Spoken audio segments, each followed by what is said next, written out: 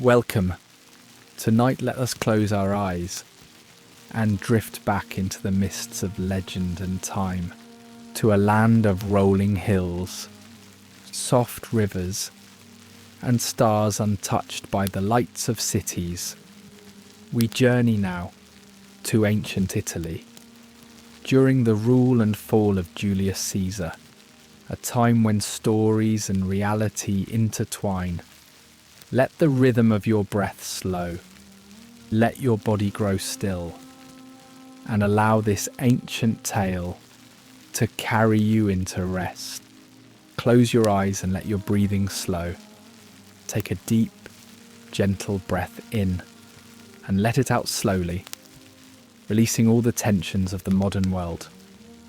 Tonight we embark on a journey back through time, back over 2,000 years, to an age when the Mediterranean was a Roman lake, when marble gleamed white under the Italian sun, when the footsteps of senators echoed through forum stones worn smooth by countless generations of Roman citizens.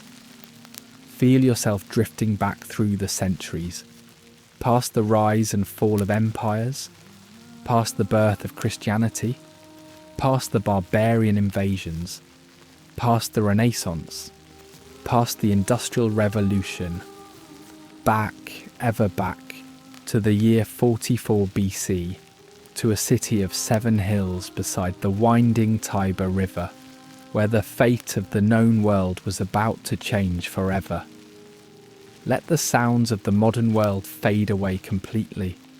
The hum of electricity, the rumble of automobiles, the chatter of radio waves, all of these dissolve into silence, and listen instead to the ancient sounds of Rome, the gentle lapping of the Tiber against stone quays darkened by age, the distant call of vendors in the markets beyond the Forum Romanum, the soft whisper of silk-lined togas brushing against marble steps, the murmur of Latin conversations in shadowed porticos.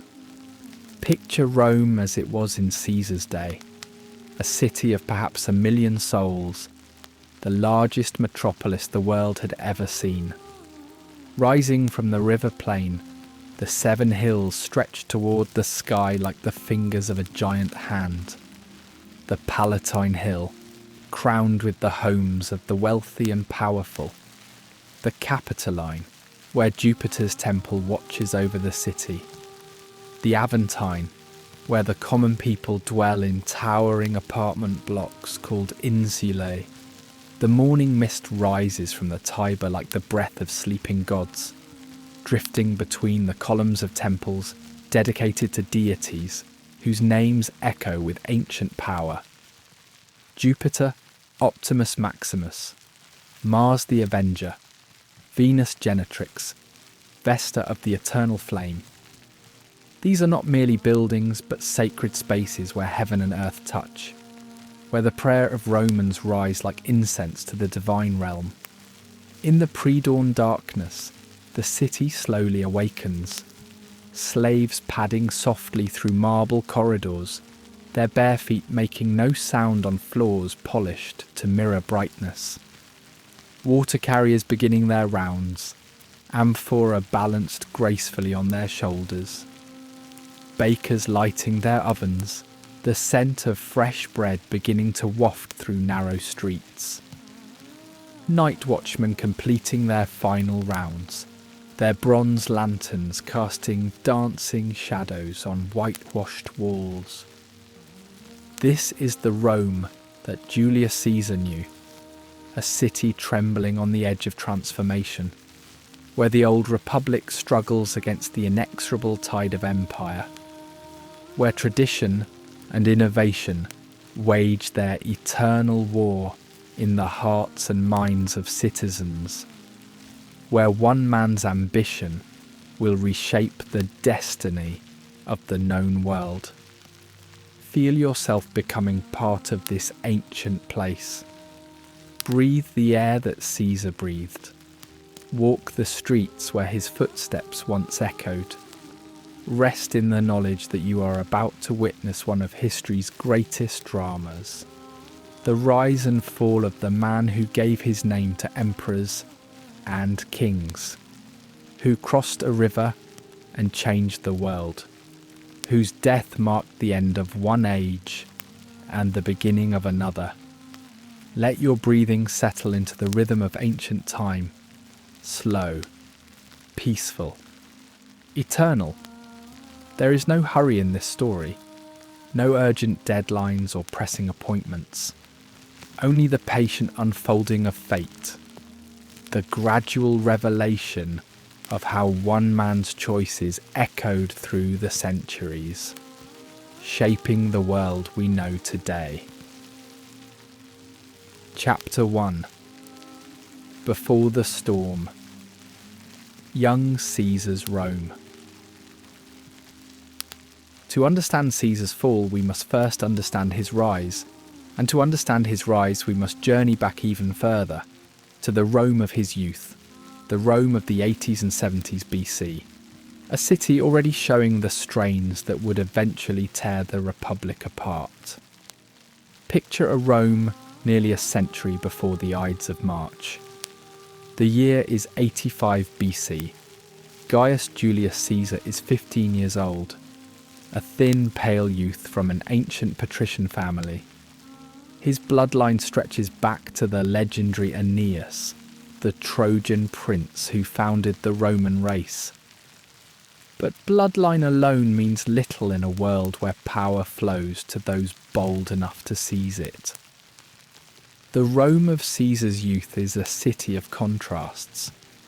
In the wealthy districts on the Palatine Hill, magnificent villas sprawl behind high walls, their gardens perfumed with roses and jasmine, their fountains singing with water brought from mountain springs through aqueducts that span valleys and pierce hills. Mosaics tell stories in coloured stone. Frescoes paint the walls with scenes from mythology and history. Bronze and marble statues populate every corner, their eyes seeming to follow visitors through corridors of power. But descend into the Subura, the great slum where Caesar himself was born, and you find a different world. Here, in narrow streets barely wide enough for two people to pass, the urban poor live in towering apartment buildings that sway in strong winds and collapse with terrifying regularity. The air is thick with smoke from countless cooking fires, with the smell of unwashed bodies and overflowing sewers, with the cries of children who have never seen grass or trees. Young Caesar moves between these worlds with the fluid grace that will mark his entire career. Equally at home in the marble palaces of the elite and the rough taverns where gladiators drink and veterans tell stories of distant campaigns. He learns early that power in Rome flows not just from birth or wealth, but from the ability to connect with all levels of society, to speak the language of both senator and slave. His education is typically Roman, mornings spent with Greek tutors who teach him rhetoric and philosophy, afternoons in the Campus Martius learning to ride and fight, evenings listening to his elders debate politics and law. He reads Homer and Plato, practices sword work and javelin throwing, memorises the genealogies of Rome's great families and the complex precedents of Roman law. But the most important part of his education happens in the Forum, that great rectangular space at the heart of Rome where all public life converges. Here, as a teenager, Caesar listens to the greatest orators of the age, Hortensius with his flowery style, Crassus with his methodical logic, Antonius with his emotional appeals. He studies their gestures, their timing, their ability to sway crowds with words alone. The Forum in Caesar's youth is a place of constant drama, political trials where careers are made and destroyed, electoral campaigns where promises flow like wine, religious ceremonies where the ancient gods are honoured with smoke and sacrifice, funeral orations that transform dead politicians into legends. It is Rome's theatre, courtroom, church and marketplace all rolled into one magnificent space. Standing at the centre of it all is the rostra, the speaker's platform decorated with the bronze prows of captured warships. Here the consuls address the people. Here tribunes propose new laws. Here the voices that shape Rome's destiny rise and fall like ocean waves. Young Caesar studies every speech, every gesture, every technique for swaying public opinion, storing knowledge like a miser stores gold.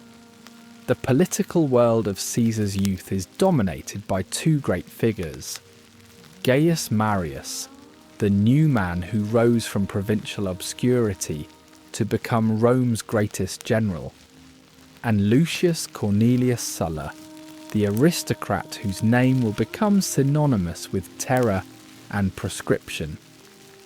These two titans represent the fundamental tension in Roman society between the populares who claim to champion the common people and the optimates who defend the privileges of the traditional elite. Marius is Caesar's uncle by marriage, a connection that will shape the young man's entire career. Picture Marius in his prime, a bear of a man with scarred hands and shrewd eyes. He has defeated the Germanic tribes that threatened to overrun Italy. He has reformed the Roman army from a citizen militia into a professional force. He has been consul 7 times, an unprecedented achievement. But by Caesar's youth, Marius is old and growing desperate, watching his power slip away to younger, more ruthless rivals. The conflict between Marius and Sulla is not merely personal, but philosophical. It represents the great question that will define Caesar's age. Is Rome to be governed by its ancient aristocracy, preserving the traditional ways that made it great, or by popular leaders who promise change and reform, even at the cost of overturning sacred precedents? This question will echo through every major political crisis of the late Republic, and ultimately contribute to its destruction. In 88 BC, when Caesar is 12 years old, the conflict erupts into open warfare. Sulla marches on Rome itself with his legions, an act so shocking that it reverberates through the ancient world like thunder. Roman soldiers sworn to protect the city instead occupy it in the name of their general. The unthinkable has become reality. The bonds that hold society together are beginning to fray. Caesar witnesses the aftermath. The proscription lists posted in the forum. The names of prominent citizens marked for death. The severed heads displayed on the rostra, where great orators once spoke of law and justice. He sees how quickly civilization's veneer can be stripped away, how easily order can collapse into chaos. These lessons will stay with him throughout his life, shaping his understanding of power and its uses. But perhaps the most important lesson Caesar learns in these formative years is the power of personal loyalty. In a world where law and tradition are breaking down, where today's ally becomes tomorrow's enemy, where political fortunes rise and fall like the tides, the only truly reliable currency is devotion. The leader who can inspire his followers to die for him, who can bind men to his service with chains of gratitude and affection. That leader can survive when institutions fail. Caesar begins building his network early. making friends among his fellow students, cultivating relationships with promising young politicians, earning the devotion of slaves and freedmen through small acts of kindness.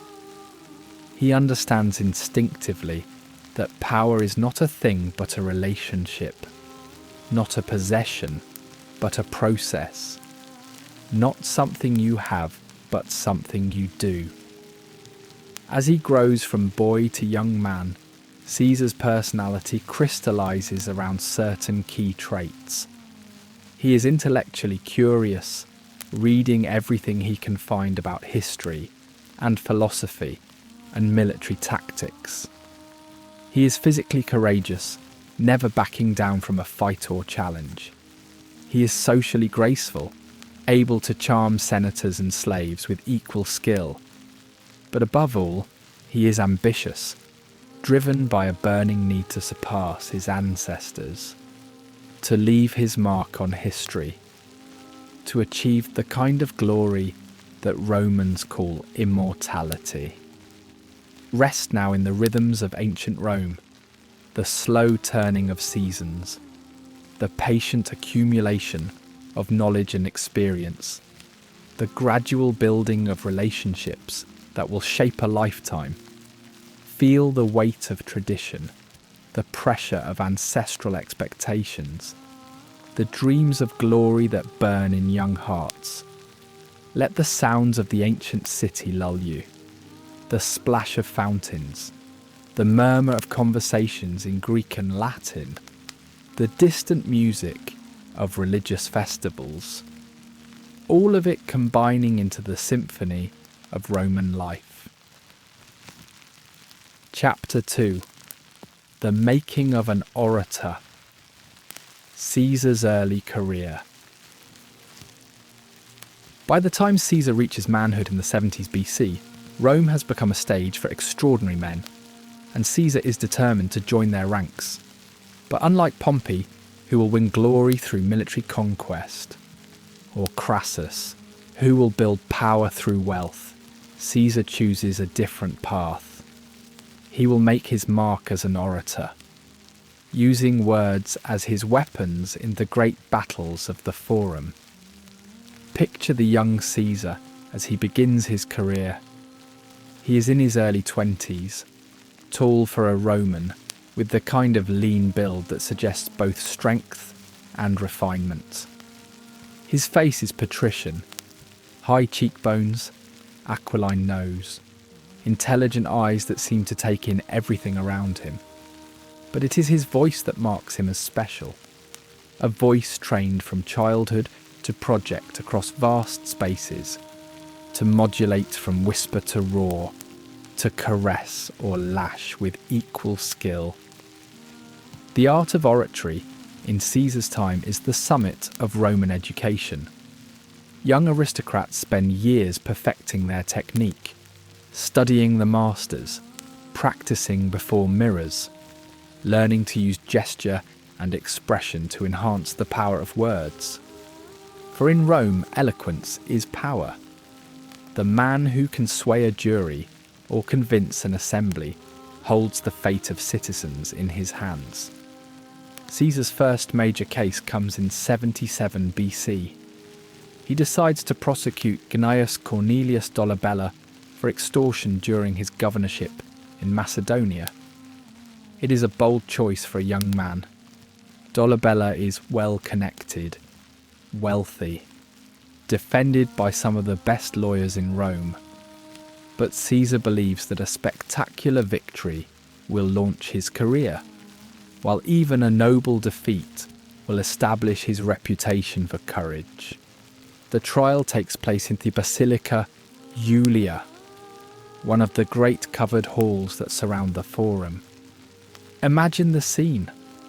Hundreds of spectators crowding the marble benches, senators in their white togas with purple stripes, equities in their gold rings, common citizens straining to hear every word, the air thick with anticipation, the crowd buzzing with whispered speculation. Caesar rises to speak. and from his first words it becomes clear that Rome has discovered a new voice. His delivery is polished but not affected, forceful but not bombastic. He presents his evidence methodically, builds his arguments carefully, and when the moment comes for emotional appeal, his voice carries such conviction that even Dolabella's supporters lean forward to listen. "Citizens of Rome," Caesar begins, his voice carrying clearly to every corner of the basilica. "We gather here not merely to judge one man's crimes, but to decide what kind of republic we wish to be.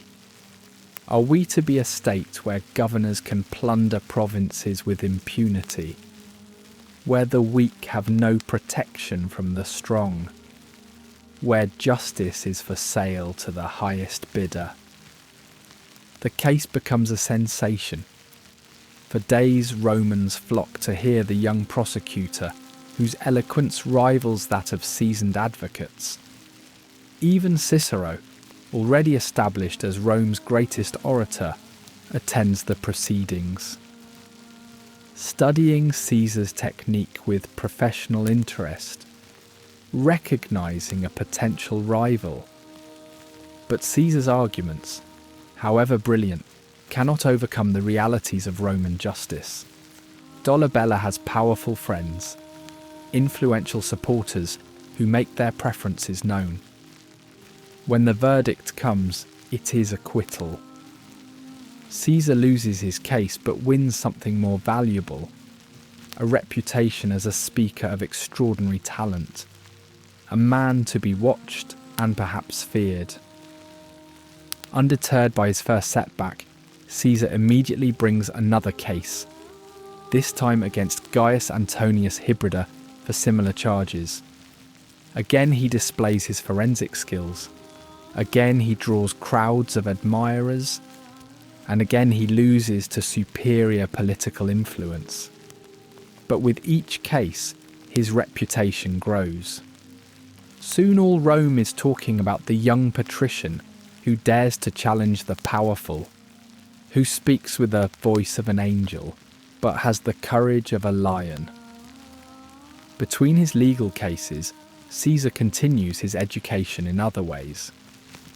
He travels to Rhodes to study with Apollonius Molon, the most famous rhetoric teacher of the age, the same master who trained Cicero. The journey itself becomes an adventure. Pirates capture Caesar's ship in the waters near Pharmacusa. They demand 20 talents of silver for his ransom. Caesar laughs at the paltry sum. "Only 20 talents?" he asks. "Don't you know who I am? Make it 50. During his captivity, Caesar treats the pirates more like hosts than captors. He jokes with them, recites his poetry, exercises on their deck. When they complain about the noise during his afternoon rest, he threatens to crucify them all. They think he's joking. They're wrong. After his ransom is paid and he's released, Caesar quickly raises a fleet, hunts down his former captors, and has them crucified exactly as he promised. Though in a gesture of mercy, he orders their throats cut before they're nailed to the crosses, sparing them the slow agony of crucifixion. This story spreads throughout the Roman world, establishing Caesar's reputation not just as an orator, but as a man of action, someone who keeps his word, even when that word is a promise of vengeance. It becomes one of the defining anecdotes of his character, showing the combination of humour, ruthlessness and determination that will mark his entire career. Back in Rome, Caesar's oratorical skills continue to develop. He defends clients with the same passion he once used for prosecution. His reputation for eloquence grows with each case. But more importantly, he begins to understand the deeper currents of Roman politics. the networks of obligation and favour that really determine outcomes, the careful balance between various factions that keeps the Republic functioning. He studies the great political figures of his day like a naturalist studies specimens. Pompey the Great, already famous for his victories in Spain and his suppression of Spartacus's slave revolt. Crassus, whose wealth makes him indispensable to anyone seeking office. Cicero, whose oratory has made him the voice of the Republic. Marcus Cato, whose stern moral authority gives weight to traditional values. Each represents a different path to power, a different vision of what Rome should become. Caesar also begins to understand the importance of popular support. Unlike many aristocrats who view the common people with disdain, Caesar recognises their growing power. The urban masses who crowd the forum during public assemblies, the veterans who remember their service with pride, the freedmen and immigrants who swell Rome's population. These groups are becoming increasingly important in Roman politics, and Caesar cultivates their support with characteristic skill. His house in the Suburra becomes a centre of political activity, a steady stream of visitors seeking favours, clients requesting legal representation, young men hoping to attach themselves to a rising star.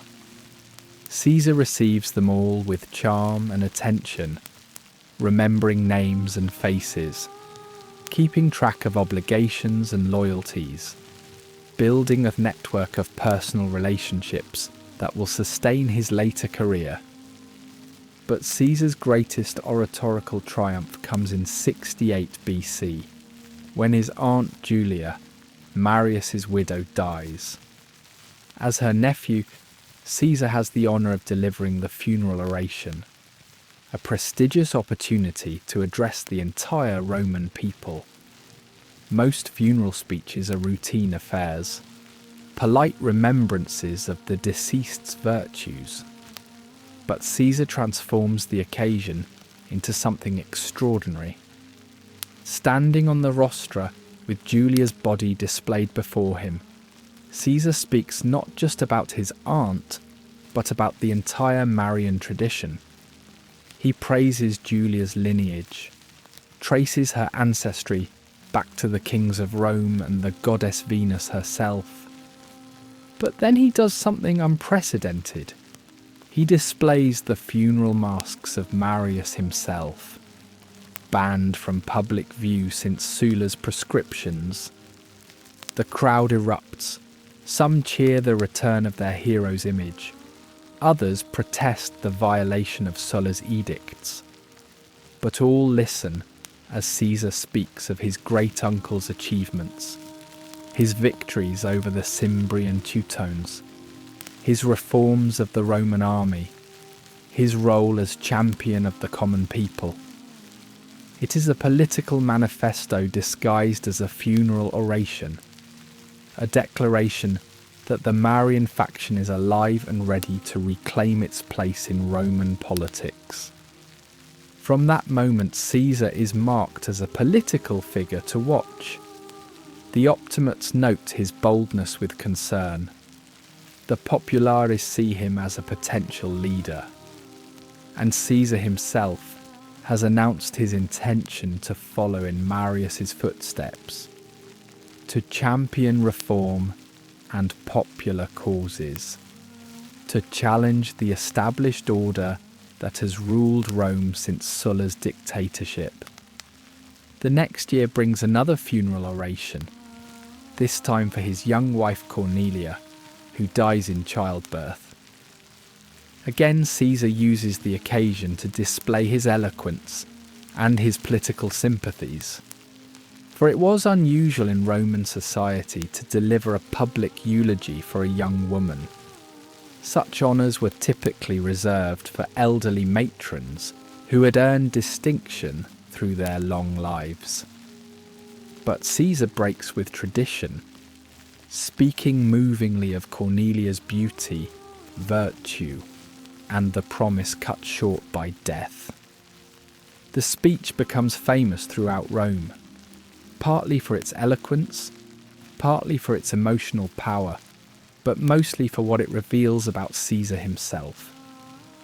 Here is a man willing to challenge convention, to express genuine feeling in public, to use his grief as a tool of political communication. The combination of personal warmth and political calculation will become one of Caesar's greatest assets. As the 60s BC begin, Caesar has established himself as one of Rome's rising stars. His oratory is acknowledged even by his enemies as first-rate. His political network grows stronger each year. His popular following increases with each public appearance. He has proven his courage in the courts and his cleverness in the forum. Now he needs only the opportunity to display his talents on a larger stage. That opportunity is coming.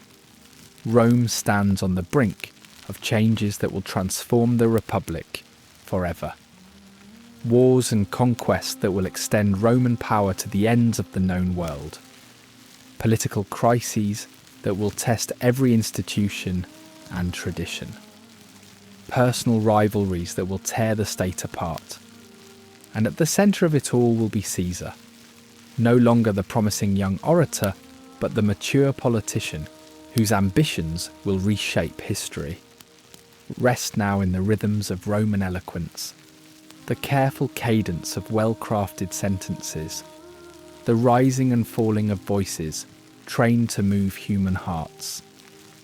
Feel the power of words to shape opinion, to create loyalty, to build the foundations of greatness.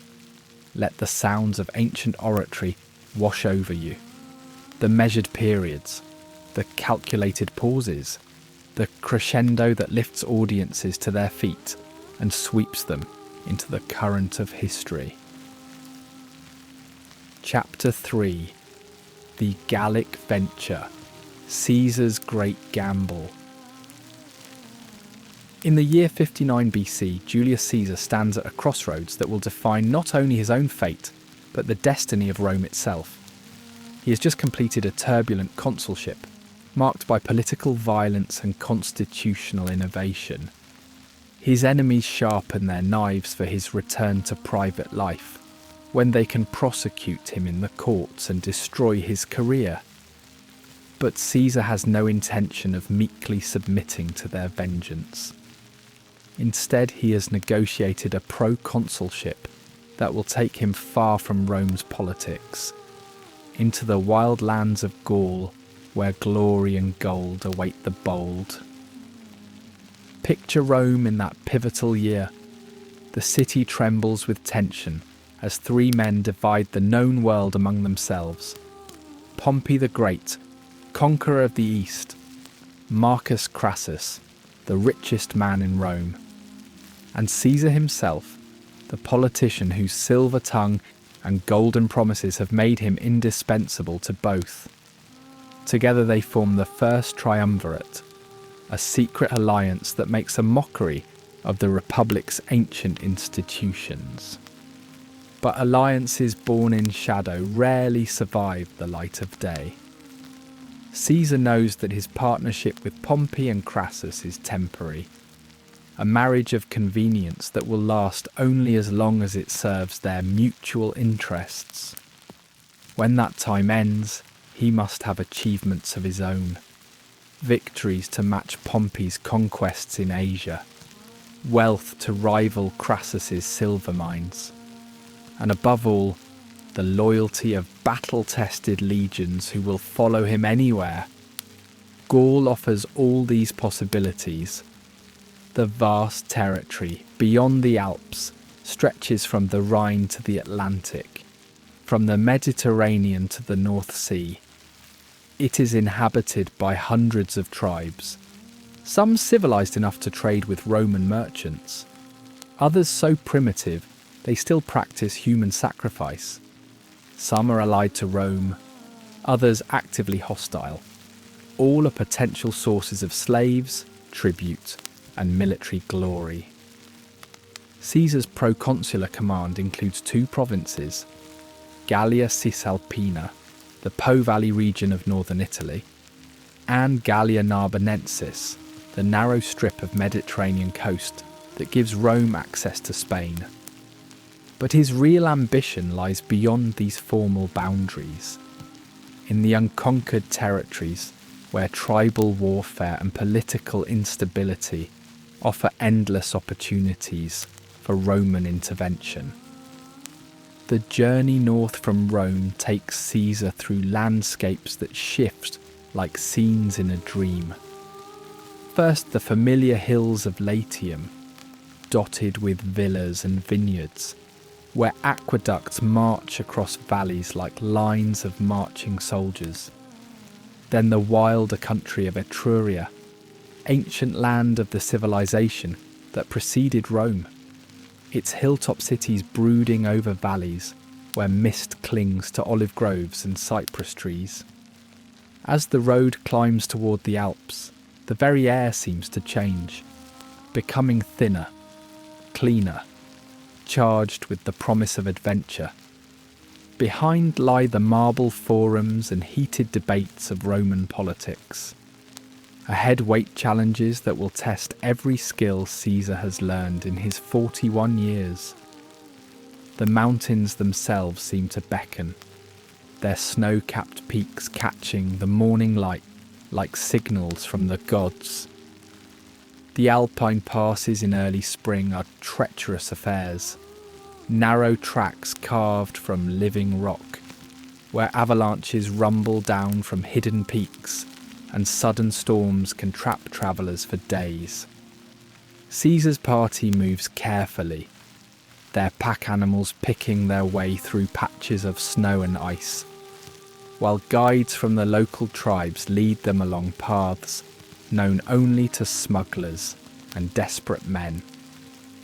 But finally the descent begins, and with it, Caesar's first glimpse of the world he means to conquer. Gallia spreads before him like a vast green tapestry, forests that stretch to the horizon, rivers that gleam like silver threads, and in the distance, the smoke of tribal settlements where warriors sharpen their swords and druids read omens in the flight of birds. Caesar's army awaits him at Aquileia, 4 legions of professional soldiers, perhaps 24,000 men in total, veterans of Spain and Africa, Germania and the Italian Social War. Men who have seen strange lands and fought exotic enemies, who know the weight of a pilum in their hands and the feel of a gladius at their sides. They are the instruments with which Caesar will carve his name into history. The legions themselves are marvels of military engineering, each one a perfectly balanced organism of 6,000 men, organised into 10 cohorts of 6 centuries each, commanded by centurions whose vinewood staffs mark them as the backbone of Roman discipline. These are not the citizen farmers who once fought Rome's wars, but professional soldiers who have made warfare their career, men who expect victory and demand competent leadership. Caesar addresses his army for the first time on the plains outside Aquileia, standing before ranks of bronze and steel that stretch as far as the eye can see. His voice carries clearly in the still morning air, reaching every man from the youngest Hastati to the grizzled veterans of the Triarii. He speaks of glory and gold, of the honour that awaits those brave enough to follow him into unknown lands. But most importantly, he speaks of partnership, of shared dangers and shared rewards. Soldiers of Rome, his voice rings across the assembled ranks. Beyond these mountains lie tribes that have never felt the weight of Roman discipline. lands rich with gold and silver, enemies worthy of your steel. Together we will extend the boundaries of civilization, bring the blessings of Roman law to barbarian peoples, and win for ourselves the kind of glory that makes men immortal. The response is immediate and electric. 24,000 voices raised in the traditional battle cry. Imperator, Imperator, the title echoes off the surrounding hills, reverberating like thunder. It is more than acclamation, it is consecration. From this moment, Caesar is no longer merely a proconsul following Senate instructions. He is Imperator, commander, the man whose will becomes law for every soldier under his command. But Caesar's first challenge comes not from Gallic warriors, but from an unexpected quarter. The Helvetii, a tribe living in what we now call Switzerland, have decided to migrate en masse to new territories in Western Gaul. Their entire population, perhaps 300,000 souls, men, women, children, and all their possessions, moving like a nation on the march across territories claimed by Rome. The migration itself might not concern Caesar, except that the Helvetii plan to cross Gallia Narbonensis, his own province, without asking permission. It is precisely the kind of challenge that Caesar needs, an opportunity to demonstrate Roman strength while establishing his credentials as defender of provincial security. Caesar's response is swift and decisive. He rushes to Geneva with a single legion, and when Helvetii ambassadors arrive requesting passage through Roman territory, he gives them a curt refusal. The Roman people, he tells them, do not grant passage through their lands to those who have not asked properly in advance. But of course, proper request would mean acknowledging Roman sovereignty, something the proud Helvetii are unwilling to do. While negotiations drag on, Caesar works feverishly to prepare his defences. His soldiers dig trenches and build palisades along 19 miles of the Rhone River, creating a barrier that forces the Helvetii to seek another route. Meanwhile, messengers race south to summon his remaining legions, and north to alert Rome's Gallic allies that war is about to begin. The engineering works along the Rhone become Caesar's first masterpiece of military construction.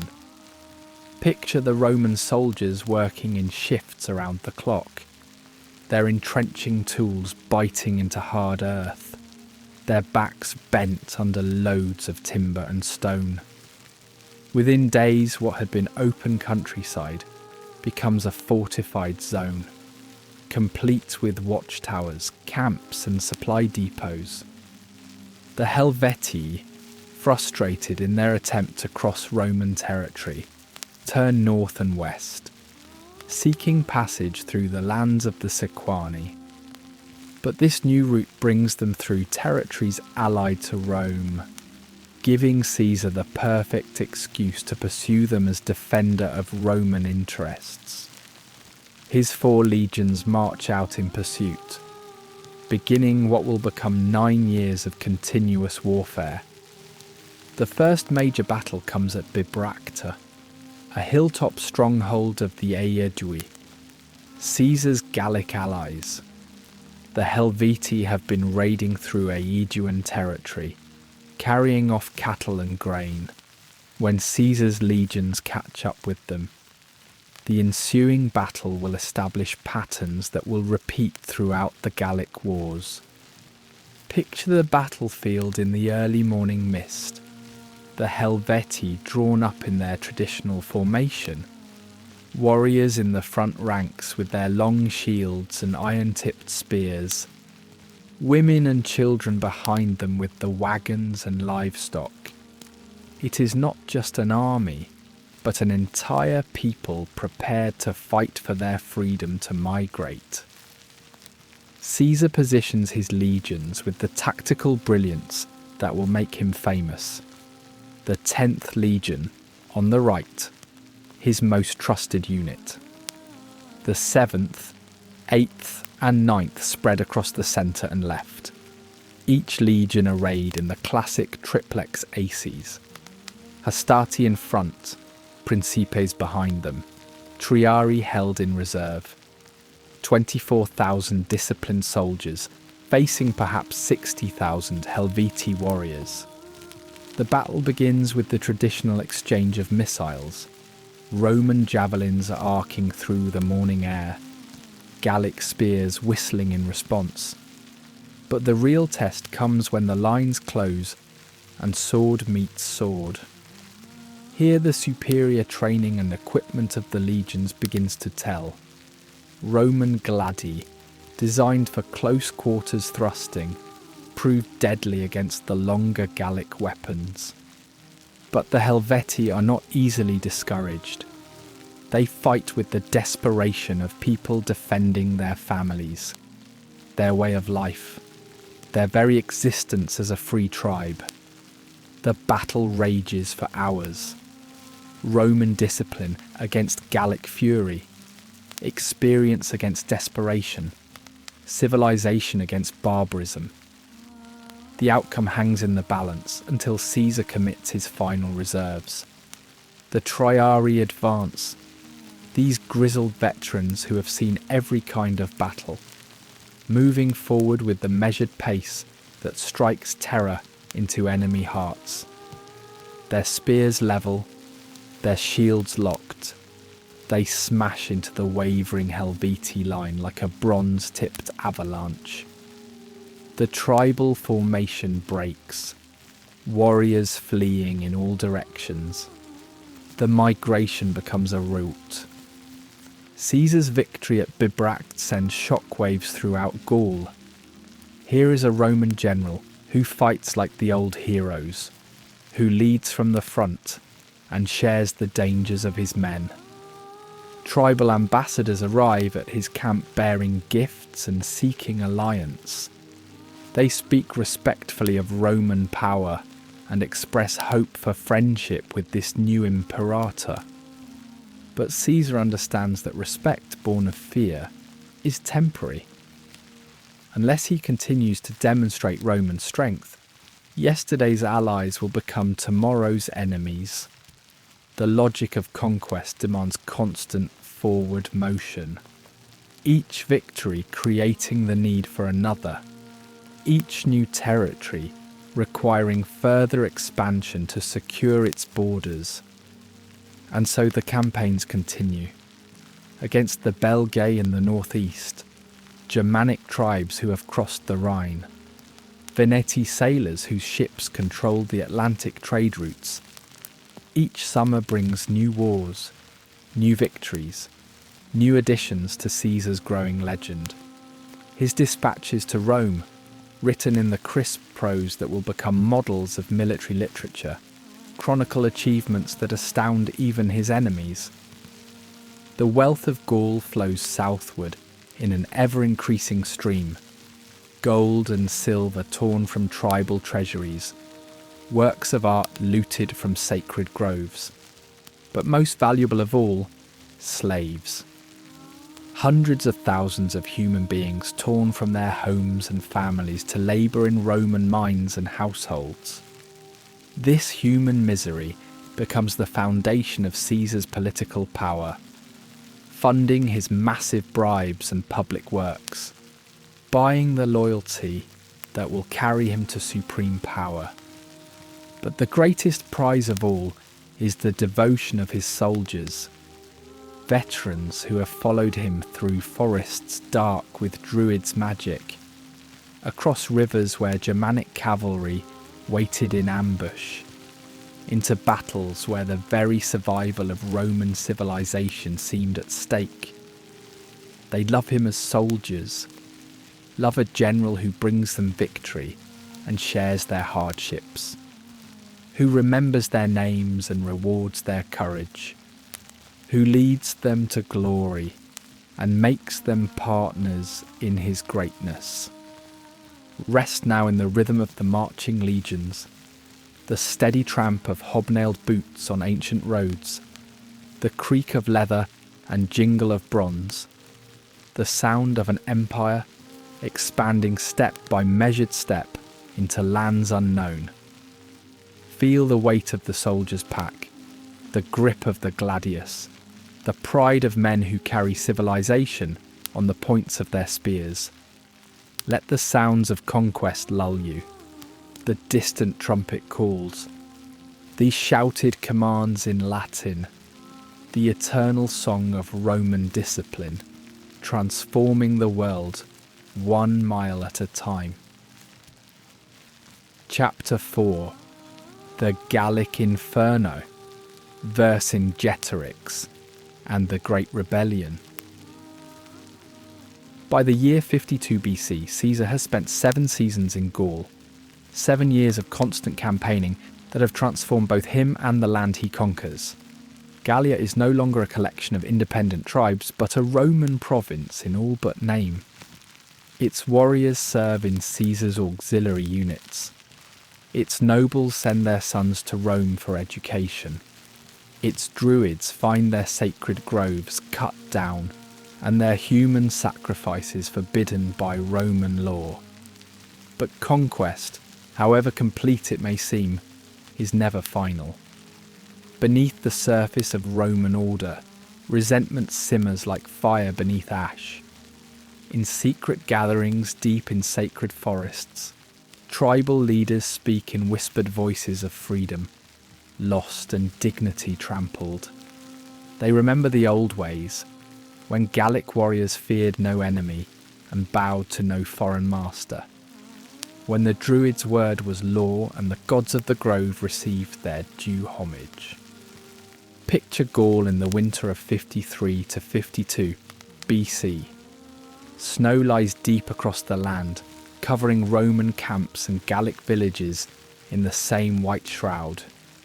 But the cold cannot freeze the hatred that burns in Celtic hearts. In the hilltop strongholds called Oppida, warriors sharpen their swords and dream of vengeance.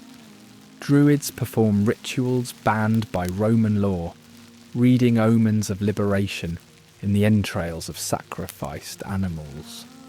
The spark that ignites this smouldering resentment comes from an unexpected source. Roman merchants in the town of Cenabum, grown fat on Gallic trade, begin to act with the arrogance of conquerors. They cheat tribal customers, seduce local women, show contempt for customs held sacred by the Gauls. It is a small matter, but small matters can topple empires when the time is right. On the day appointed for the great market at Cenabum, when traders from across Gaul gather to exchange goods, the explosion comes. Gallic warriors, their faces painted with the ancient war patterns of their ancestors, fall upon the unsuspecting Romans. The massacre is swift and brutal. By sunset, every Roman in Cenabum lies dead, their blood soaking into the frozen earth like wine spilled at a funeral feast. Word of the slaughter spreads through Gaul faster than a forest fire, carried by druids along ancient paths, passed from village to village, by riders on swift horses. Each telling adds new details, new reasons for hope. The Romans are not invincible after all. They bleed and die like ordinary men when Gallic steel finds its mark. But the massacre at Cenabum is more than random violence. It is the signal for a coordinated uprising that has been planned in secret for months. In hilltop strongholds across the land, warriors emerge from winter quarters. War horns echo from the mountains. Sacred fires burn on ancient altars. The Great Rebellion has begun. At the heart of this uprising stands a young Arverni chieftain whose name will become legend, Vercingetorix. Great king of warriors, barely 30 years old, but already marked by the gods for greatness. Picture him in the firelight of a winter council, tall and lean like a hunting hound, his hair flowing past his shoulders in the ancient Celtic fashion, his eyes burning with the fever of a man who has seen his destiny in dreams. Vercingetorix is the son of Celtillus, an Arverni nobleman who once dreamed of uniting all Gaul under his rule, but was killed by his own people, who feared his ambitions would bring Roman wrath upon their tribe. The son has inherited his father's dream, but he possesses something his father lacked: the wisdom to understand that Gaul can only be free if all its tribes stand together against the common enemy. The young chieftain's rise to power reads like a tale from the ancient epics. Rejected by the elders of his own tribe who prefer accommodation with Rome, he gathers around him the young warriors who chafe under foreign rule. Together they seize control of the Arverni stronghold at Gergovia, their coup as swift and decisive as a lightning strike. From Gergovia, Vercingetorix sends messengers to every corner of Gaul, carrying news of the uprising and calls for unity. His words, preserved in the memories of bards and druids, burn with passionate conviction. Too long have we endured the Roman yoke. Too long have our warriors served foreign masters. The gods of our fathers call us to remember what we were before Caesar came to our land. Tribe after tribe answers his call. The Senones, ancient enemies of Rome. The Parisii, who control the trade routes along the Seine. The Carnutes, in whose sacred groves the Druids hold their councils. Even some tribes that have long been Roman allies begin to waver, their loyalty tested by the magnetic pull of Vercingetorix's vision. But the young king understands that passion alone cannot defeat the legions. He studies Roman tactics with the intensity of a scholar, learns their strengths and weaknesses, develops new strategies designed to neutralize their advantages. Most importantly, he recognizes that the Gauls cannot defeat Caesar in pitched battle. Roman discipline and superior equipment make such victories impossible. Instead, he advocates a new kind of warfare: swift raids, strategic withdrawals, the systematic destruction of supplies and shelter. When Caesar learns of the rebellion, he is in Cisalpine Gaul, dealing with political business. The news strikes him like a physical blow. 7 years of conquest, 7 years of careful diplomacy and strategic settlement, all threatened by this unexpected uprising. But Caesar's response is characteristically swift and decisive. Within days he is marching north with whatever forces he can gather, determined to crush this rebellion before it can spread further. The journey through the snow-covered Alps in winter is a feat of endurance that adds new luster to Caesar's legend. His soldiers struggle through passes choked with ice and snow, their breath forming frozen clouds in the bitter air. Supply trains bog down in drifts that reach above a man's head. But Caesar drives them forward with relentless determination, sharing their hardships, encouraging the weak, never showing doubt or hesitation. Meanwhile, Vercingetorix implements his strategy of devastation. Gallic warriors sweep through the countryside like a plague of locusts, destroying everything that might supply a Roman army. Granaries burn, livestock are driven into hiding, wells are poisoned or filled with stones. The very land itself becomes an enemy, offering no comfort to the invaders. Caesar's first target is Cenabum, scene of the original massacre.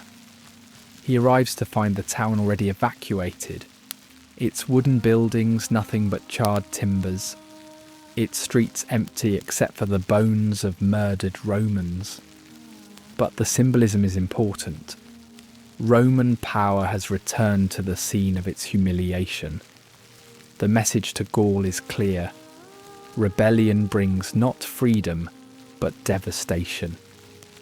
From Cenabum, Caesar moves south toward the heart of Vercingetorix's territory. But the young Gallic king refuses to offer battle on Caesar's terms. Instead, he strikes like a phantom, appearing where least expected, vanishing when pursuit threatens. His cavalry, the finest in Gaul, harass Roman foraging parties. His infantry ambush stragglers and supply trains. The legions find themselves fighting an enemy they can rarely see and never catch. The campaign becomes a deadly game of cat and mouse. Caesar seeking decisive battle, Vercingetorix avoiding it at all costs. The Roman supply situation grows desperate as Gallic scorched earth tactics take their toll. Soldiers go hungry, horses starve, equipment cannot be replaced or repaired. For the first time in his career, Caesar faces the possibility of genuine defeat. The crisis deepens when Caesar makes his boldest gamble yet. He decides to assault Gergovia, Vercingetorix's own stronghold, the symbol of Arverni power and the heart of the rebellion. The attack, if successful, will decapitate the uprising and restore Roman prestige. But if it fails, if Caesar's legions are repulsed from the walls of Gergovia, the psychological impact will spread rebellion throughout the empire. Picture Gergovia as Caesar's soldiers first see it. A massive hilltop fortress rising from the Arverni plateau like a stone mountain. Its walls follow the natural contours of the terrain, making assault nearly impossible. Within those walls, thousands of warriors wait with their weapons ready, led by a king who has never known defeat. Caesar's assault on Gergovia becomes one of the bloodiest battles of his career. Wave after wave of legionaries charge up the steep slopes, their shields heavy with arrows, their ranks thinned by stones hurled from the walls above. The famous 10th Legion, Caesar's most trusted unit, suffers terrible casualties. Veterans who have followed their general through dozens of battles fall beneath Gallic spears. But the assault fails. For the first time in his career, Caesar is forced to retreat from an enemy stronghold. His soldiers, accustomed to victory, trudge away from Gergovia's walls with their heads bowed in shame. Nearly 700 Romans lie dead on the bloody slopes, including 46 centurions, the backbone of Roman military discipline. News of Caesar's defeat spreads through Gaul like wildfire. Tribes that had remained neutral now declare for Vercingetorix. Roman allies defect to the rebellion. Even the Aedui, Caesar's most trusted supporters, begin to waver in their loyalty. For one shining moment, it seems that Gallic freedom is within reach. Vercingetorix is proclaimed king by a great assembly of tribal chiefs. Representatives from across Gaul come to pay him homage, bringing their warriors to swell his already massive army. Ancient tribal enemies stand side by side, united by shared hatred of Roman rule and common devotion to their young king, it is the closest Gaul has ever come to true unity. But in his moment of triumph, Vercingetorix makes the fatal decision that will doom his cause. Intoxicated by his victory at Gergovia, confident in his numerical superiority, convinced that the gods favour his cause, he abandons the guerrilla tactics that have served him so well. Instead, he chooses to concentrate his forces at Alesia, a hilltop stronghold where he will make his final stand against Caesar. The decision seems logical at first. Alesia is nearly impregnable, its walls rising from steep cliffs that make assault almost impossible. Its storehouses are filled with grain. Its wells supply fresh water. Within its walls, Vercingetorix can gather all his forces, perhaps 80,000 warriors, the largest Gallic army ever assembled. From Alesia, he can launch raids against Caesar's scattered legions, or wait for Roman supplies to run out and force them to withdraw. But Vercingetorix has underestimated his opponent. Caesar sees in Alesia not an impregnable fortress but a trap. If he can surround the hilltop stronghold, if he can prevent supplies from reaching the defenders, if he can turn Vercingetorix's greatest strength into fatal weakness, then the rebellion will die on the slopes of this single mountain. The siege of Alesia becomes Caesar's masterpiece of military engineering. His soldiers work day and night to construct double walls around the hilltop fortress, an inner wall to contain the defenders, an outer wall to protect against relief armies. Between these walls, Roman camps bristle with defensive works, ditches filled with sharpened stakes, hidden pits designed to break cavalry charges, obstacles that turn the approaches into killing grounds. Picture the Roman earthworks rising around Alesia like a great stone serpent. 10 miles of walls and ditches, watchtowers and camps, all constructed with the mathematical precision that marks Roman engineering. From the walls of Alesia, Vercingetorix can see his trap closing, can watch as Caesar transforms the landscape itself into a weapon of war. But the young Gallic king has one final card to play.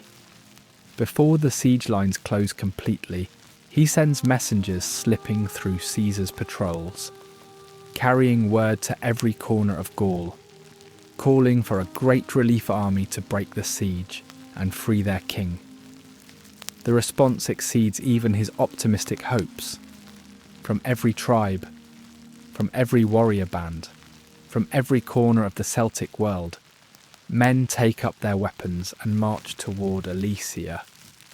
The relief army that assembles outside Caesar's walls numbers perhaps 250,000 souls, the largest force ever gathered in Western Europe. Warriors from 60 different tribes, speaking dozens of dialects, united only by loyalty to Vercingetorix and hatred of Rome. Their campfires stretch to the horizon, their war cries echo from the surrounding hills. They are Gaul's final throw of the dice, freedom's last desperate gamble. The final battle for Alesia becomes a three-way struggle of epic proportions. Vercingetorix attacks from within the hilltop fortress. The relief army assaults from without, and Caesar's legions fight for their lives caught between two massive forces. It is the kind of battle that makes or breaks empires, where the fate of nations hangs on the courage of individual soldiers. For hours the outcome remains in doubt. Roman discipline wavers under the assault from two sides. Gallic warriors fighting for their freedom, display courage worthy of legends. But in the end, it is Caesar himself who tips the balance, leading his cavalry in a desperate charge against the relief army's flank, appearing where he is least expected, his scarlet cloak marking him as the Romans rally to their general's side. The relief army breaks first, surprised by Caesar's sudden appearance, overwhelmed by the disciplined charge of Roman horse and foot. Their retreat becomes a rout, then a massacre, as Caesar's pursuing cavalry cuts down fleeing warriors like wheat before the scythe. 250,000 Gauls melt away like morning mist, leaving the field carpeted with Celtic dead. From the walls of Alesia, Vercingetorix watches his dreams of freedom die, sees the relief army scattered, knows that no more help will come. The young king who united Gaul faces the bitterest choice of all. Watch his warriors starve within Alesia's walls, or surrender himself to spare their lives. In the end, love for his people outweighs personal pride. Vercingetorix puts on his finest armour, mounts his best horse, rides out through Alesia's gates alone, and throws himself on Caesar's mercy. The great rebellion dies with his surrender, and with it, Gallic hopes for independence. Rest now in the tragedy of noble failure, the weight of impossible choices, the sorrow of dreams that burn bright and die young. Feel the silence that follows battle, when the shouting stops and only the wind moves among the fallen. Let the story of Vercingetorix remind you that sometimes the greatest heroes are those who lose with honour, who choose their people's lives over their own glory, who face defeat with the same courage they showed in victory. Chapter 5. The die is cast, Caesar's return and the fall of the Republic. With Vercingetorix in chains and Gaul pacified, Caesar faces a new and more dangerous enemy, the Roman Senate itself. For 9 years he has been absent from Rome, building an empire and an army in the northern wilderness. But his enemies have not been idle. Led by men who remember the Republic's ancient traditions, they have spent those years sharpening legal weapons designed to destroy him the moment he returns to civilian life. Picture Rome in the year 50 BC, a city transformed by the wealth flowing in from Caesar's conquests. New temples rise on the Campus Martius, funded by Gallic gold. Magnificent public works employ thousands of workers, their wages paid with Celtic silver. The urban masses feast on grain distributed free, purchased with the profits of 100,000 slaves. All of Rome grows fat on Caesar's victories, but the Senate sees only the danger of a general grown too powerful. The constitutional crisis that will destroy the Republic has been building for years. Roman law is clear. A proconsul must lay down his command before crossing the sacred boundary that separates his province from Italy proper. Once he becomes a private citizen, he can be prosecuted in the courts for any crimes committed during his consulship.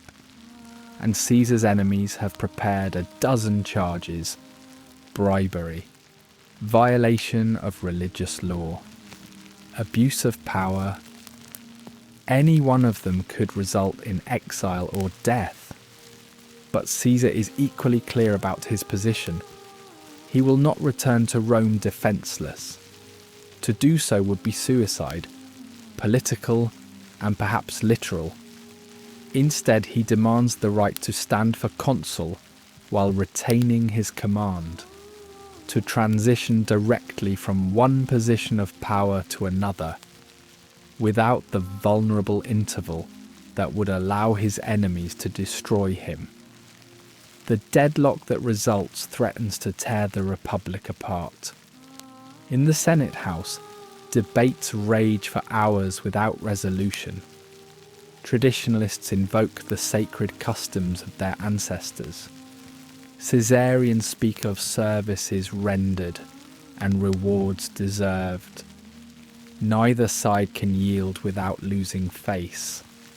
Neither can compromise without betraying fundamental principles. At the centre of this storm stands Marcus Porcius Cato, great-grandson of Cato the Censor, a man whose very presence seems to embody republican virtue. Picture him rising to speak in the Senate, his toga perfectly arranged, his face stern with moral authority, his voice carrying the weight of 5 centuries of Roman tradition.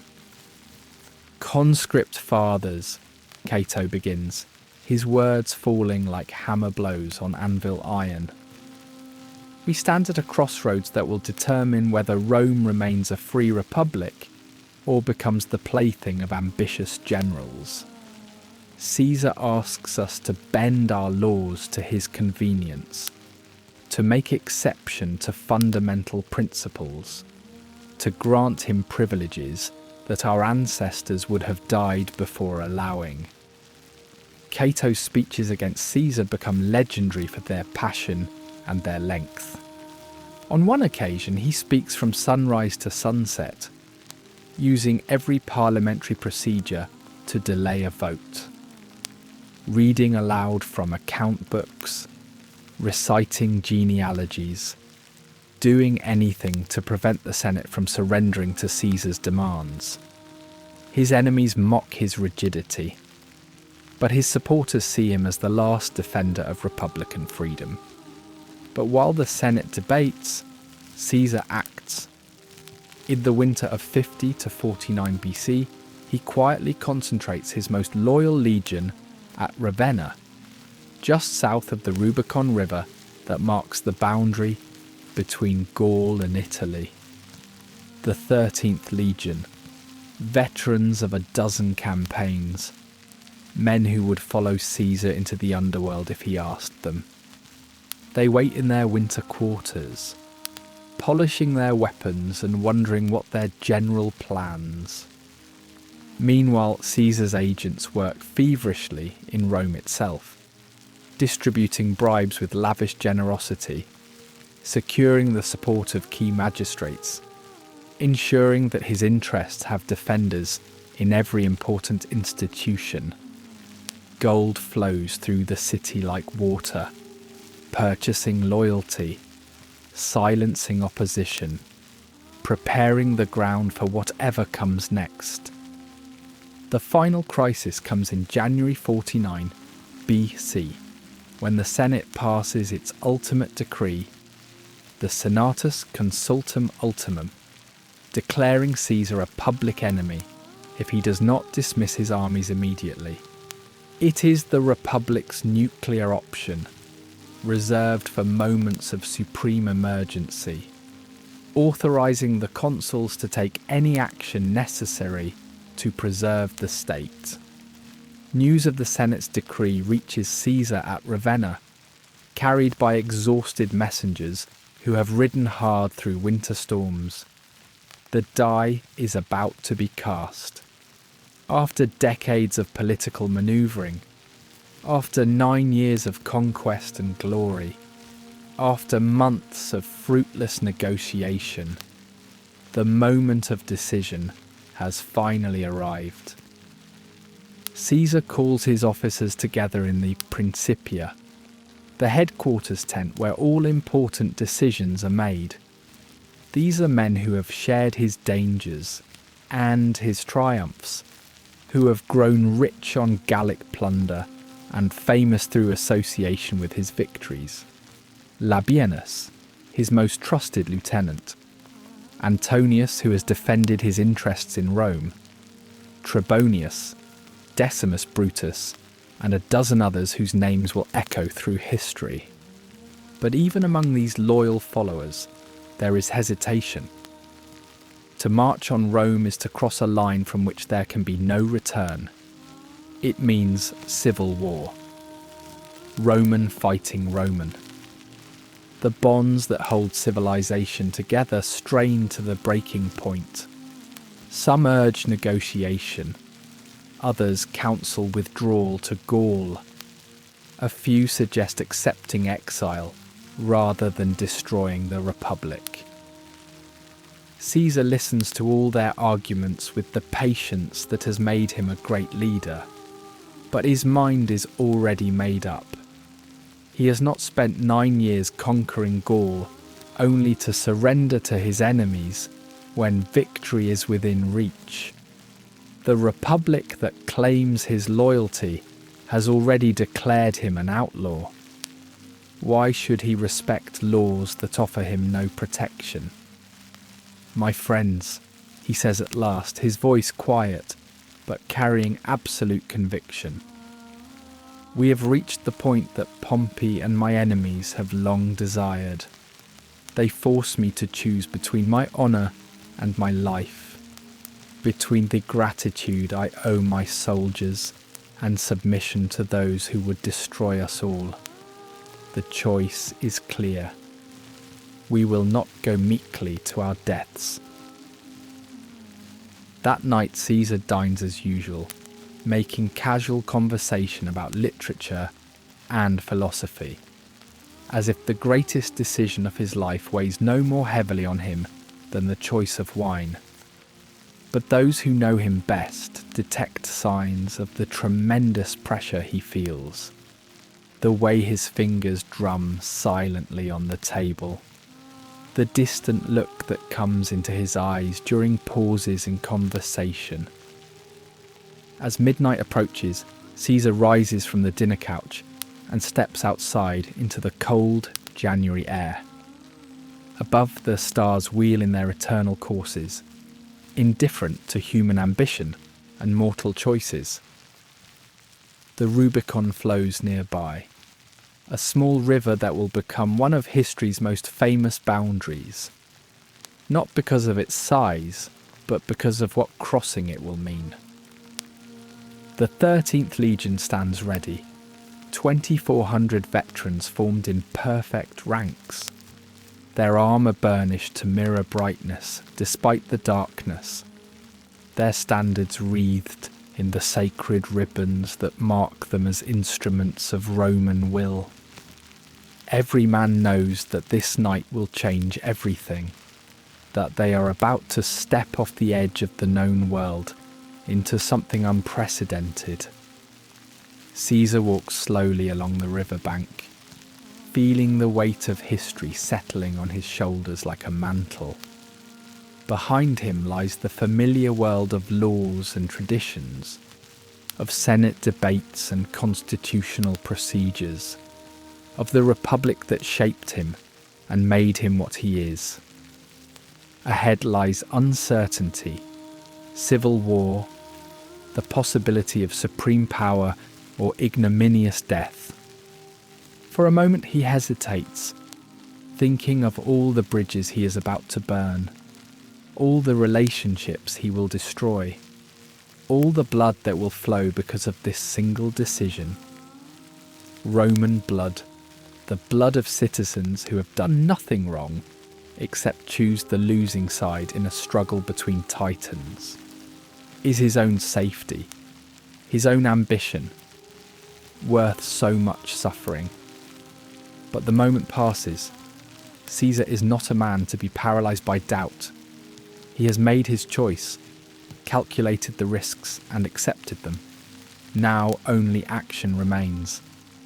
He turns toward his waiting soldiers, his voice carrying clearly in the still air, and speaks the words that will echo through eternity. "Alea iacta est," he says simply. "The die is cast." And with those 3 Latin words, Caesar steps into the shallow waters of the Rubicon.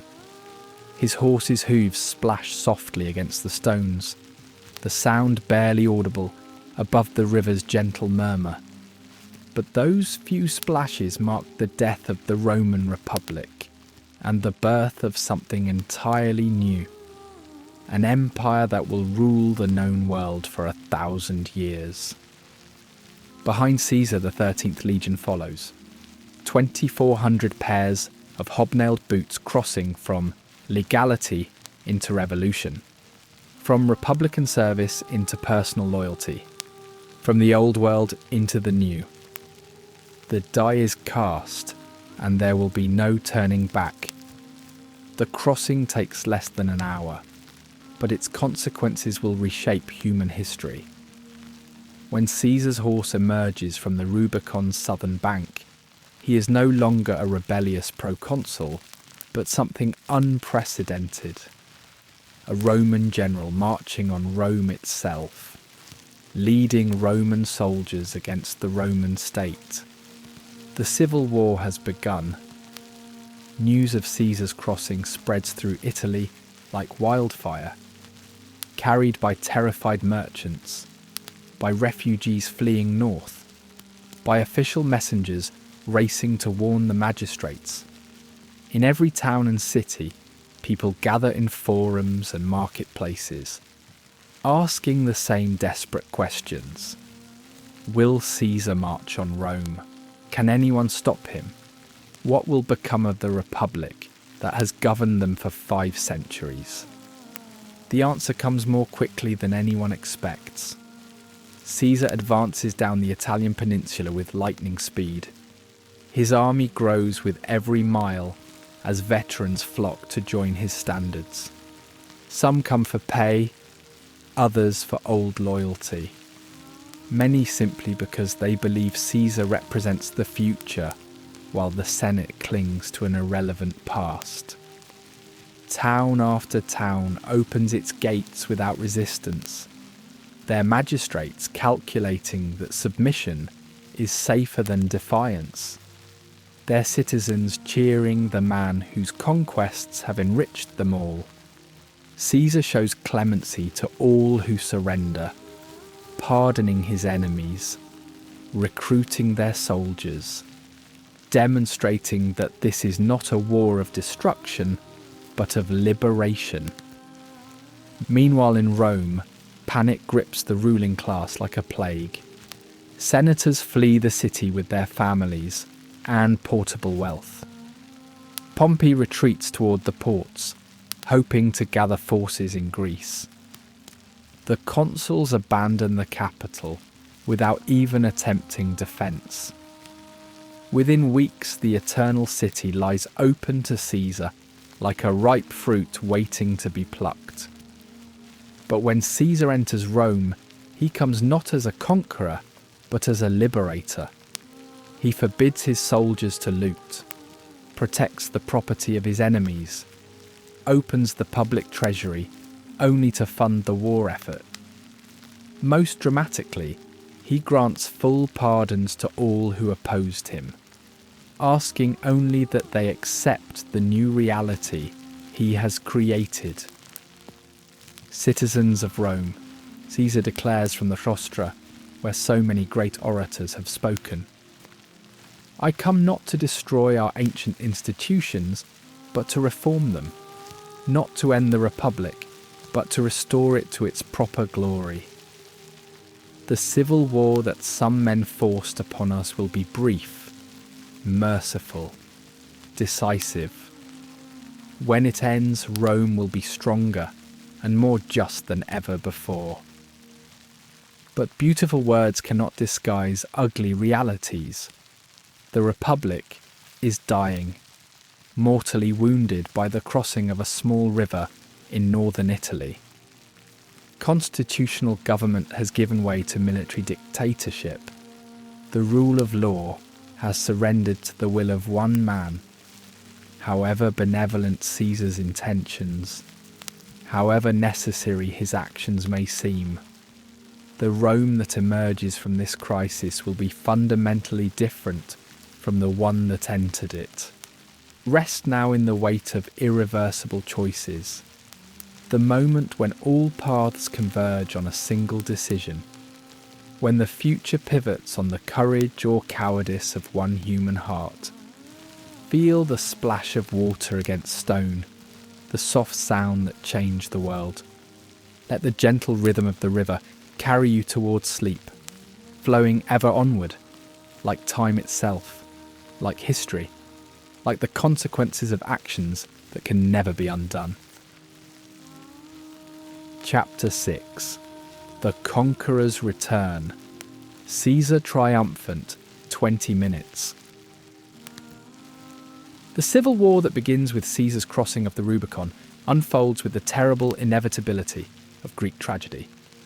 For 4 years, the Mediterranean world becomes a battlefield where Roman fights Roman, where the heirs of a common civilization destroy each other with methodical efficiency, where the very foundations of republican government crumble beneath the weight of personal ambition and ideological conflict.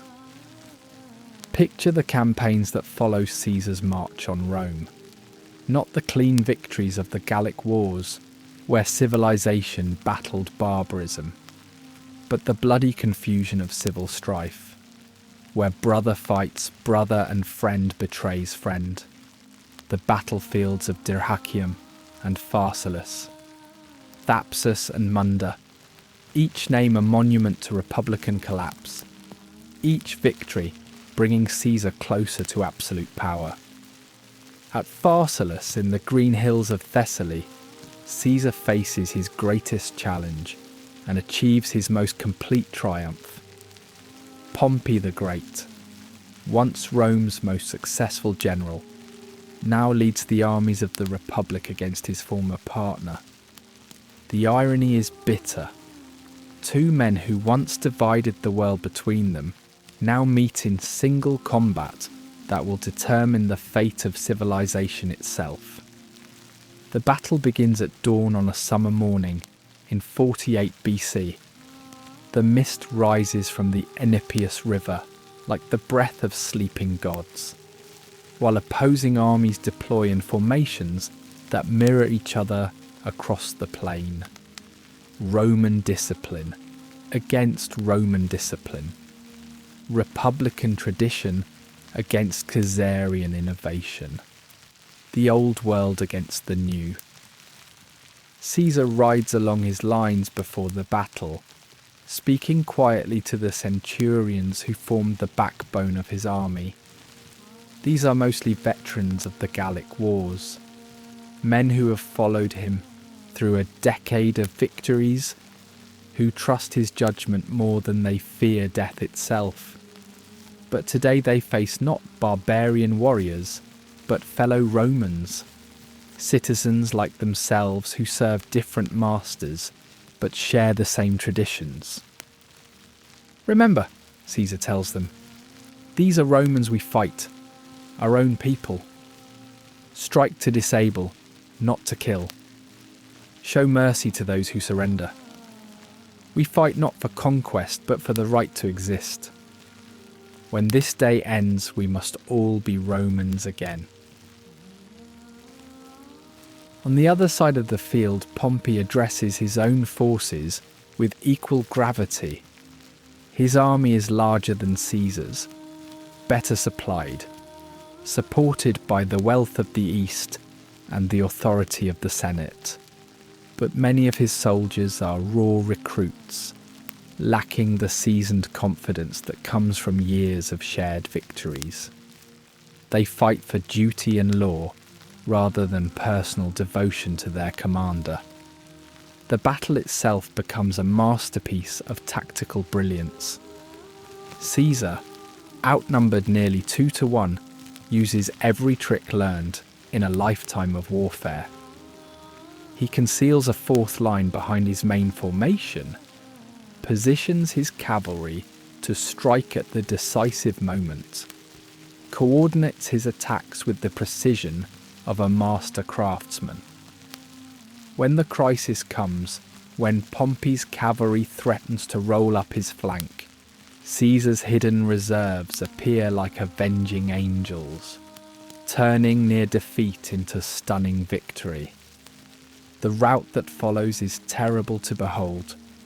Pompey's army dissolves like salt in water. Experienced legions abandoning their standards in headlong flight. The flower of Roman nobility lies dead on Thessalian soil, their blood-watering ground that will be remembered as the graveyard of republican dreams. Caesar walks among the corpses after the battle, weeping openly for the waste of Roman lives, the price of his own ambition. "This is what they wanted," he murmurs, gazing at the body of a young senator who will never see Rome again. "They forced this upon us all." But personal remorse cannot undo political necessity. Caesar pursues his defeated enemies across the Mediterranean, to Egypt, where Pompey meets his ignominious end on a beach near Alexandria, to Africa, where Cato the Younger chooses suicide rather than accept Caesar's mercy, to Spain, where the last republican armies make their final stand. Each victory adds to Caesar's legend while deepening the Republic's grave. The pursuit leads Caesar to Alexandria, that wonder of the ancient world where Greek learning and Egyptian mysticism create something entirely new. Here he encounters Cleopatra VII, the last of the Ptolemies, a woman whose intelligence matches her beauty and whose ambition rivals his own. Their meeting becomes one of history's great love stories, but it is also a political alliance that will reshape the balance of power in the Eastern Mediterranean. Picture Cleopatra as Caesar first sees her, smuggled into his presence wrapped in a carpet, emerging like Aphrodite from the sea.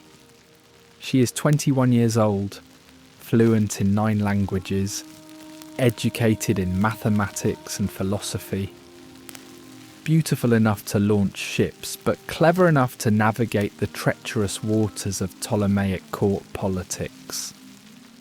She needs Caesar's protection to secure her throne. He needs her wealth and knowledge to govern the East. Their affair scandalizes Rome, but delights Caesar. For the first time in years, he can relax his guard, can speak with someone who understands the loneliness of absolute power, who shares his vision of empire spanning continents. Together they sail up the Nile in golden barges, past temples older than Rome itself, exploring mysteries that predate Republican history. But love affairs, however passionate, cannot distract Caesar from the business of conquest. There are still enemies to defeat, still battles to fight.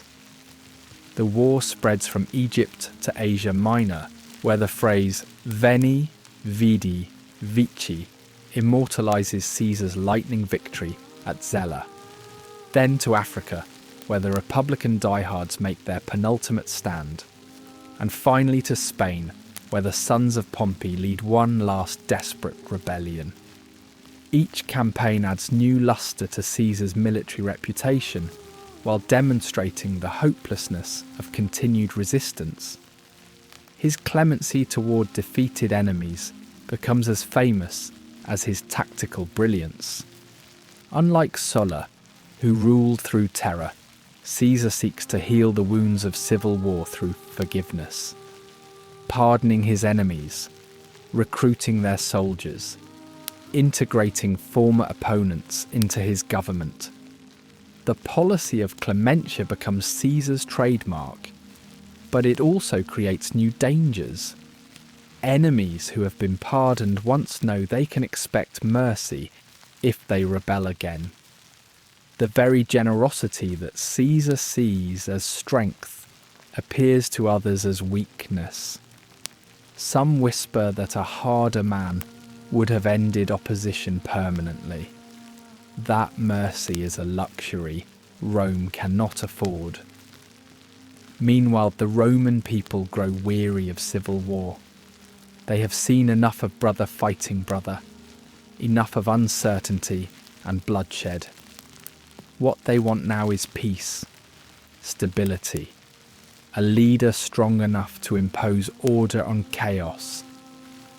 Whether that leader calls himself consul or dictator matters less than his ability to restore prosperity and security. Caesar understands this popular mood and responds accordingly.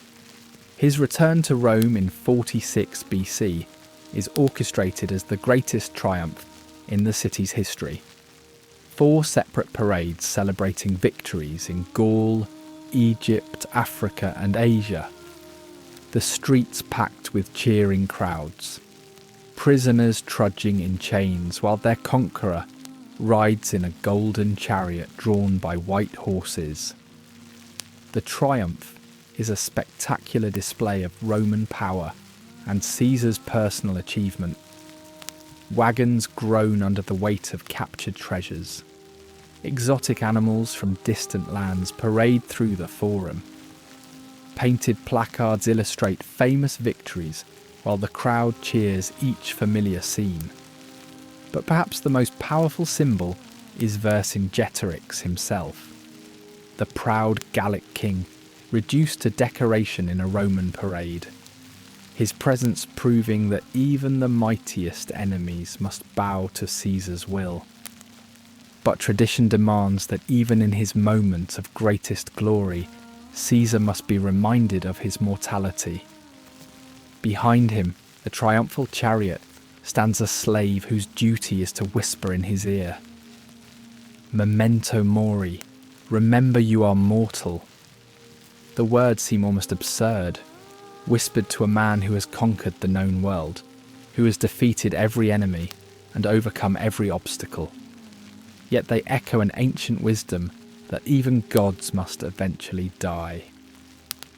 As dictator, Caesar embarks on a program of reform that transforms Roman society. New laws streamline the courts and reduce corruption. Public works provide employment for thousands.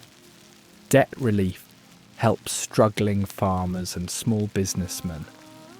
The calendar itself is reformed to match astronomical reality, replacing the chaotic old system with the Julian calendar that will govern Western civilization for 16 centuries. But perhaps Caesar's most controversial innovation is his policy towards citizenship. Gauls who have served in his armies receive Roman citizenship. Communities that supported him gain municipal rights. The boundaries of Romanitas expand to include peoples who would once have been considered barbarians. It is a vision of empire based not on conquest alone, but on integration, assimilation, shared identity, transcending ethnic boundaries. The old elite watches these changes with growing alarm.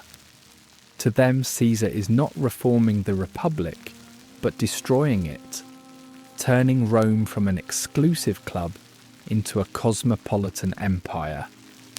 They remember when Roman citizenship was a prize reserved for a chosen few, when the city itself was small enough that every citizen could know his neighbours.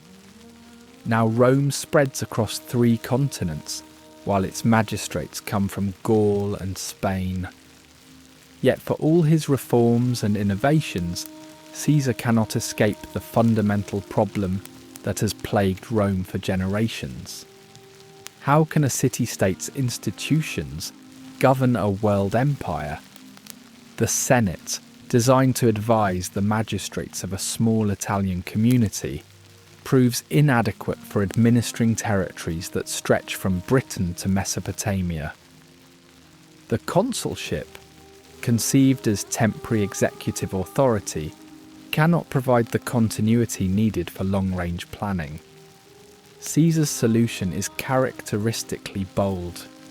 He will remake Roman government from the ground up, create new institutions suited to imperial realities, establish a monarchy in all but name, while preserving the forms and ceremonies that Romans hold sacred. It is an elegant compromise between tradition and necessity, but one that requires Romans to accept a fundamental change in their political identity. The process unfolds gradually, almost imperceptibly. Caesar accumulates titles and honours: Dictator Perpetuo, Imperator, Pater Patriae, each one seemingly innocuous, each one moving him further from republican tradition towards something unprecedented. He begins to appear on coins like a king, accepts divine honours like a god, plans to move the capital to Alexandria or Troy like an Eastern potentate. But while Caesar plans for the future, his enemies sharpen their daggers in the present.